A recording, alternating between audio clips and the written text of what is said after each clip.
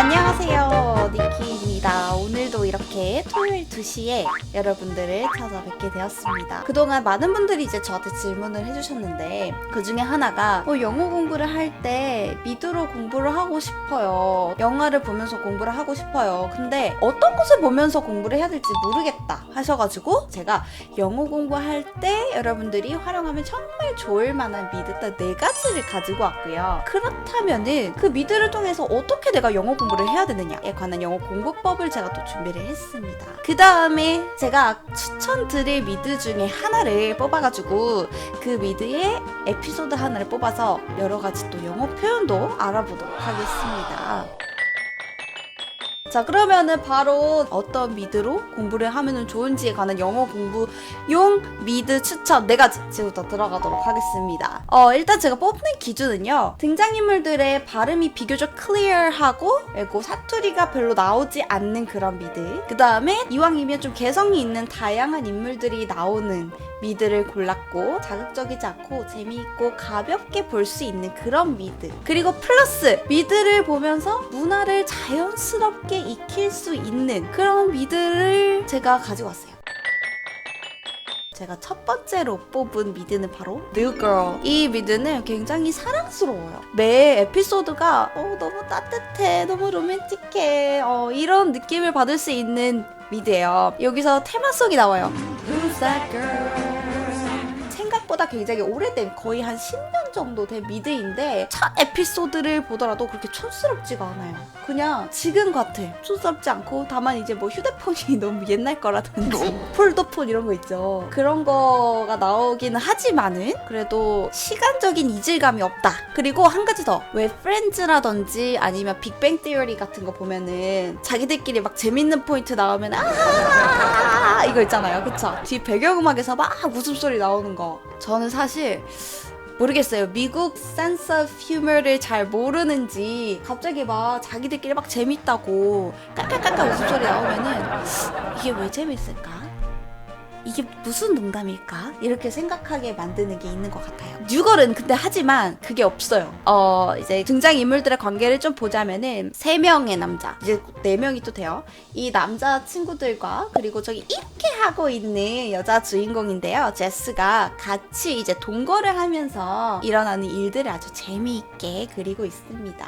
이 극 중에서 역할이 굉장히 비글비 넘치는 그런 친구. 그 다음 두 번째로 제가 추천드리고 싶은 미드, 비슷하게 또 친구들과의 관계, 친구들과 일어나는 여러 가지 일들을 그린 그런 미드입니다. How I Met Your Mother. 일단 설정 자체가 너무 재미있어요. 여기 가운데 계신 이분 있잖아요. 이분이 테드 주인공인데요.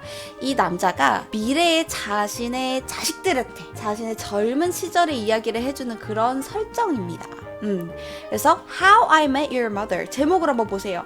내가 너희 엄마를 어떻게 만났는지, 내가 너네 엄마를 어떻게 만났는지 얘기해줄게 하면서 이제 젊은 시절에 있었던 일들 이제 회상하면서 그려나가는 그런 드라마예요. 근데 보다 보면은 봐도 애엄마가 누군지 나오지가 않아. 봐도 엄마를 어떻게 만났는지가 나오지가 않아요. 이건 제가 끝까지 못 봐서 그럴 수도 있는데요.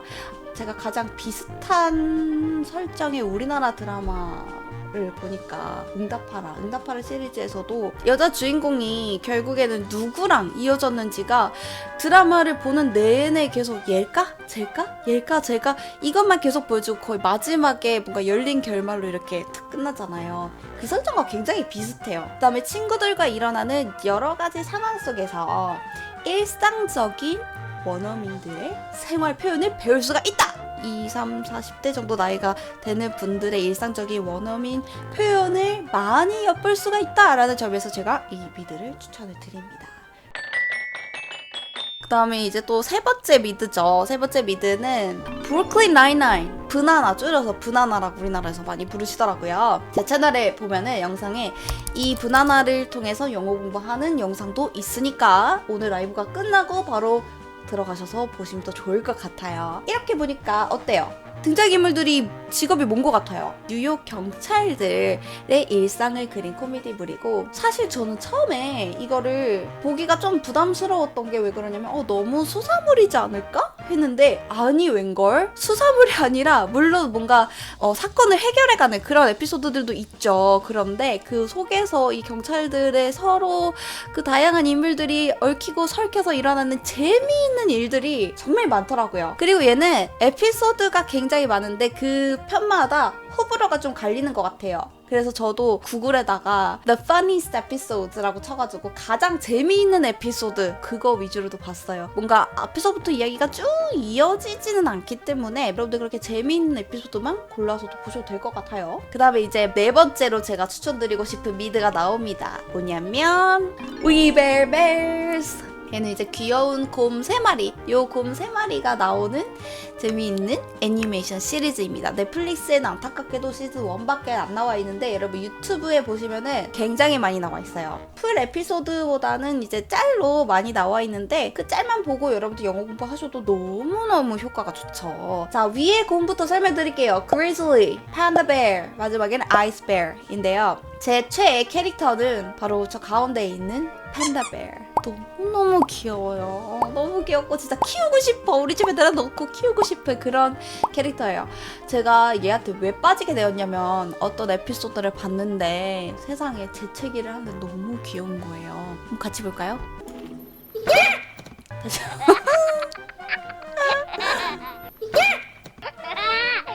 너무 귀엽지 않아요?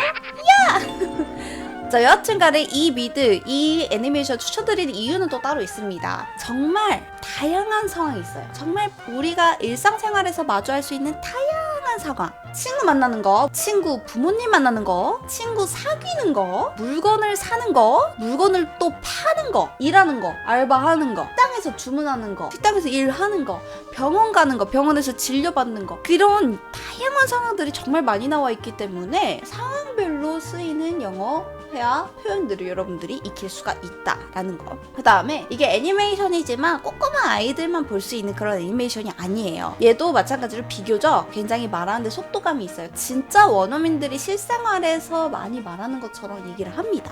그래서 실제로도 여러분들 많은 영어 강사분들이 We Bare Bears로 강의를 하세요. 그 다음에 또 매력이 있다면 한국말이 간간히 들려요. 한국말뿐만 아니라 한국 문화도 간간히 보여줘요. 막 사우나 간 거 이런 거 있어요. 한국 목욕탕 간 거.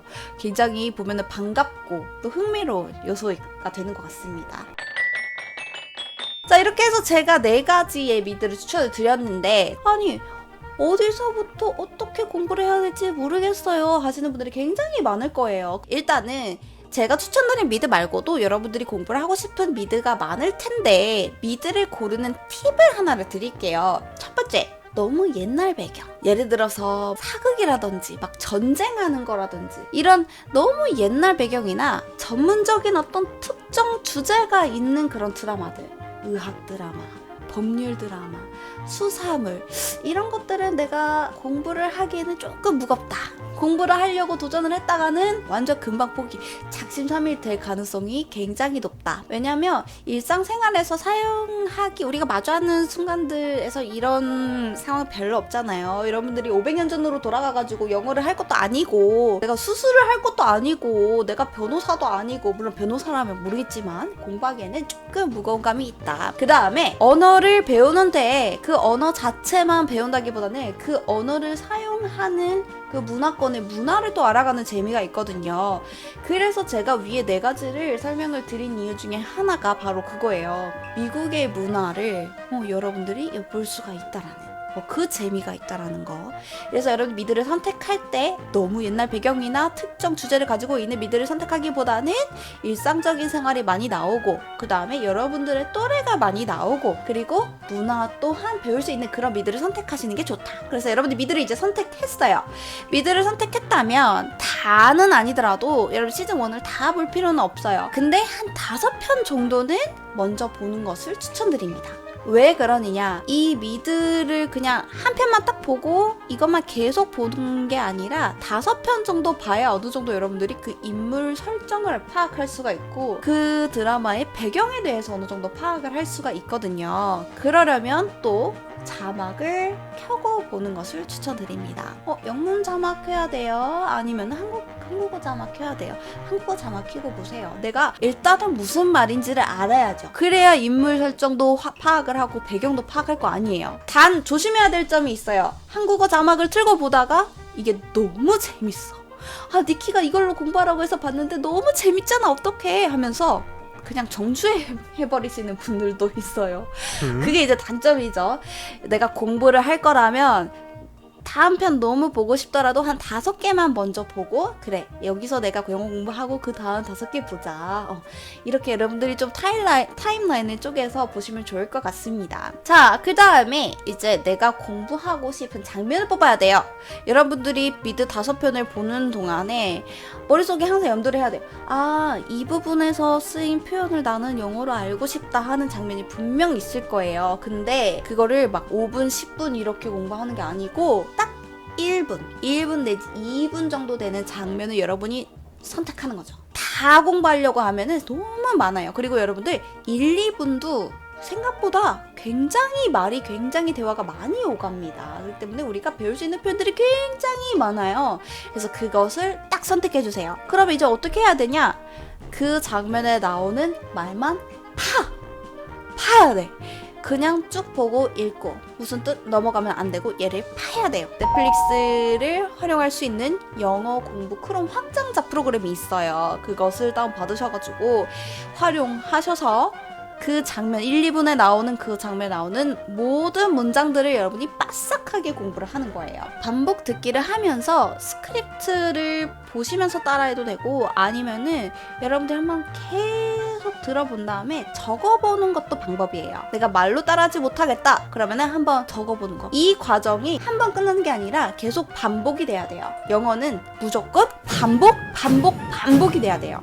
너무 많다고 생각할 수도 있는데 1, 2분짜리 구간을 가지고 우리가 공부를 하는 거죠. 그렇기 때문에 1, 2분만 하는 거예요.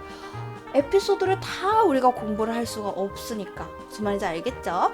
근데 무의미하게 글자만 따라하면 안 되고, 그 인물이 어떠한 감정으로 어떠한 상황에서 이 대사를 말을 했는지를 여러분들이 파악을 하고 따라해야 돼요. 그렇기 때문에 제가 맨 처음에 뭐라 그랬어요? 에피소드 5개 정도 보면서 인물 설정 파악하고 배경을 파악해라. 그래서 상황 파악이 중요한 거예요. 이 사람이 어떤 감정으로 이렇게 말을 했는지를 여러분들 파악하고 그대로 해보는 거예요. 마치 연기를 하는 것처럼. 무슨 말인지 아시겠죠? 아까 제가 추천드렸던 첫 번째 미드 뭐였죠? Who's that girl? It's Jess. It's Nikki. 나오는 뉴거를 준비를 했습니다.